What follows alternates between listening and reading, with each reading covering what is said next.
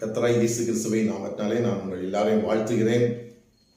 மத்தேயு எழுதின சுவிசேஷம் 19ஆம் அதிகாரம் 26ஆம் வசனத்தின்படி, தேவனால் எல்லாம் கூடும். கடவுளால், இயேசு கிறிஸ்துவால், பரமபிதா, பரிசுத்த ஆவியானவரால் செய்யக்கூடாத காரியம் ஒன்றுமே இல்லை. அவரால் எல்லாம் செய்ய முடியும். இந்த சூழ்நிலையிலிருந்து நம்மளை ரட்சித்து நம்மளை ஆசீர்வதிக்க முடியும். எந்த ஒரு நோயிலிருந்தும் நம்மளை பாதுகாக்க முடியும்.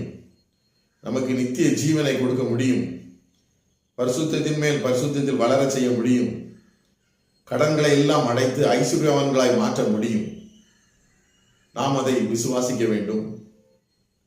இதே வேதத்தில் விசுவாசிக்கிறவனால் கூடாத காரியம் ஒன்றுமில்லை என்று சொல்லப்பட்டிருக்கிறது. நாம் இயேசு கிறிஸ்துவை விசுவாசிக்கும் பொழுது கர்த்தர் எல்லா நன்மைகளை கொடுத்து ஆசீர்வதிப்பார். பிரச்சனைகளிலிருந்து விடுதலை செய்வார். நோய்களிலிருந்து சுகமாக்கி நீடித்த ஆயுசு நாட்களை தருவார். சமாதானத்தை தருவார். சந்தோஷத்தை தருவார். செழிப்பை தருவார். ஐஸ்வர்யத்தை தருவார். பரிசுத்தத்தின் மேல் பரிசுத்தத்தில் வளர செய்வார். எல்லா ஆசீர்வாதங்களும் நமக்கு உண்டாகும். அவன் தேவனால் எல்லாம் கூடும் என்கிற அந்த வெளிப்பாடை நாம் பெற்றுக்கொள்ளும் போது கர்த்தர் பெரிய காரியங்களை செய்கிறார். அதை நாம் விசுவாசிக்க வேண்டும். அதை சுதந்திரத்துக் கொள்ள வேண்டும்.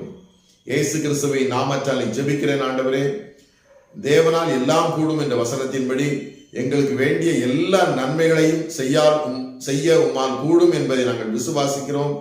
அந்த ஆசீர்வாதங்களை எல்லாம் நாங்கள் இயேசு கிறிஸ்துவை நாமத்தாலே சுதந்திரித்துக் கொள்கிறோம். இயேசு கிறிஸ்துவை நாமத்தாலே ஜெபிக்கிறேன் நல்ல பிதாவே. ஆமென். Praise the Lord.